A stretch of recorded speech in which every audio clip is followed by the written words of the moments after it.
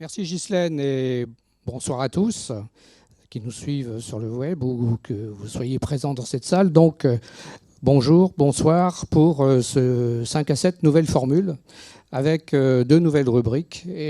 Nous allons démarrer justement sur cette nouvelle rubrique avant que je puisse vous présenter nos intervenants de la table ronde.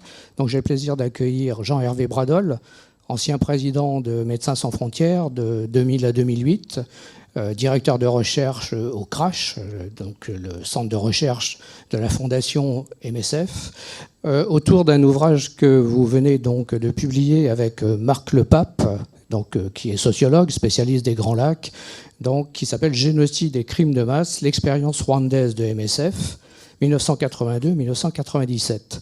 Vous étiez vous-même, au moment du génocide de 1994, présent à Kigali, vous représentiez à l'époque MSF, et vous avez ensuite beaucoup écrit, beaucoup réfléchi sur ce génocide d'avril 1994, ce génocide des Tutsis. Et en même temps, au-delà de la réflexion, vous avez voulu aujourd'hui revenir sur ce sujet-là à travers les archives de Médecins sans frontières. Pourquoi revenir et pourquoi cet ouvrage en fait ?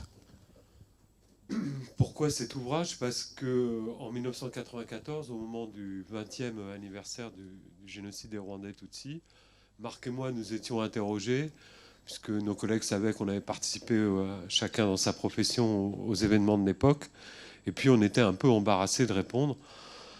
Et on a fouillé un peu la littérature, on a fait une revue de la bibliographie, et on s'est aperçu que parmi les organisations d'aide, les organisations humanitaires, personne ne rendait disponible sous la forme d'un livre la réponse à trois questions. Où étaient leurs équipes? Qu'est-ce qu'elles avaient comme activités? Et qu'est-ce qu'elles avaient comme problème?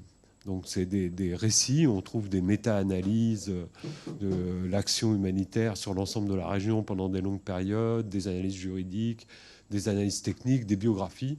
Mais finalement, aucune organisation humanitaire ne rend compte publiquement de son action. Donc, puisque nous pouvions avoir accès aux archives de MSF, on a décidé de le faire, d'autant plus que parmi ces crimes de masse, il y a un événement très important, c'est la disparition presque totale des Rwandais Tutsis, qui sont exterminés.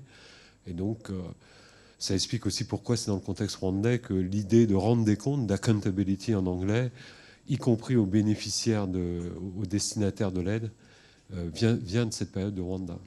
C'est un peu dans les gènes de Médecins sans frontières de chercher à analyser, à capitaliser sur ce qui a été fait sur le terrain et à en tirer des leçons.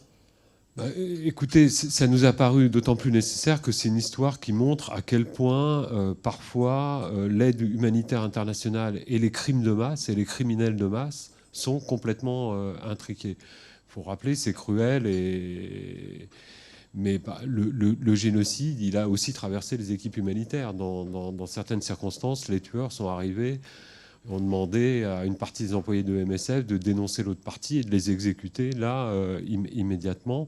Et puis si on survole toute cette histoire de l'aide humanitaire avec des populations rwandophones dans cette région du début des années 80 à la fin des années 90, on voit bien que les camps de réfugiés ont souvent servi de sanctuaire pour des mouvements rebelles, pour des opérations militaires, que l'aide humanitaire, même à l'intérieur du Rwanda, pour les déplacés internes, une grande partie de l'aide alimentaire a été détournée, alimentait des milices qui seront les milices qui commettront le génocide un peu plus tard.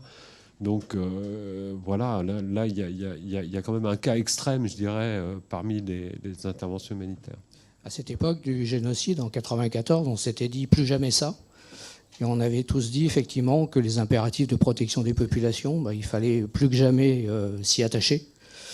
Est-ce qu'on a tiré des leçons, en fait, de ce génocide rwandais, de ce point de vue ?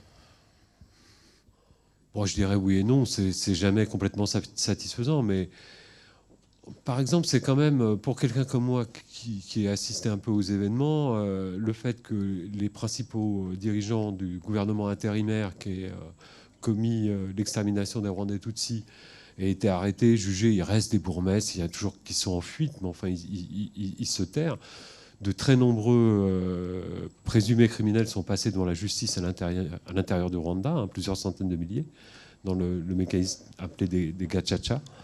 Donc, Voilà, c'est des choses auxquelles on assistait avant. Avant, c'était quand même la plus stricte impunité pour les grands criminels. Là, quand même, il s'est passé quelque chose.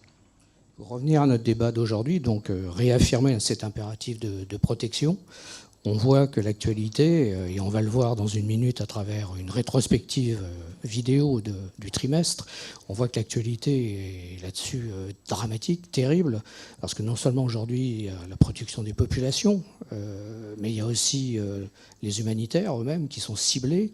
MSF en Afghanistan, en Syrie, dans d'autres lieux, d'autres ONG. Et puis, il y a effectivement ce lancinant conflit syrien. Est-ce que vraiment, pour vous, cette réaffirmation, elle est nécessaire ou est-ce que quand même, à côté de cela, il y a eu des progrès? Bon, elle est nécessaire parce qu'il y a des pays où les conditions d'aide, vous les avez citées, notamment la Syrie, sont très mauvaises. Les hôpitaux sont systématiquement attaqués, le personnel humanitaire est spécifiquement visé. Mais j'ajouterais que c'est pas pire qu'avant. Si vous voulez, par exemple, au Rwanda, dans les premières semaines, on perd, on a estimé au moins 200 de nos collègues rwandais. 200 morts au sein d'une organisation en quelques semaines. Vous voyez un peu l'impact de l'événement. Donc il reste des pays extrêmement difficiles du point de vue de ce que vous appelez la protection et de l'aide humanitaire en général. Mais il faut aussi remarquer que ce qui nous a beaucoup fait souffrir au Rwanda, c'est notre propre inefficacité, également sur le plan technique. Et de ce point de vue-là, quand même, il y a eu beaucoup de progrès. Les protocoles de prise en charge des maladies infectieuses fréquentes dans les zones de conflit, notamment en Afrique subsaharienne, les protocoles de récupération nutritionnelle, tout ça a beaucoup progressé. Ce qui nous faisait un peu pleurer certains soirs entre nous, c'est quand on travaillait sur le Rwanda, encore une fois, c'était nos propres limites en termes d'efficacité. Parce que la protection, ça va avec un bon niveau d'assistance matérielle. Sinon, ça perd évidemment beaucoup de son sens. Merci Jean-Hervé. Et donc je vous. renvoie à votre livre, donc Génocide et crimes de masse, l'expérience de MSF au Rwanda.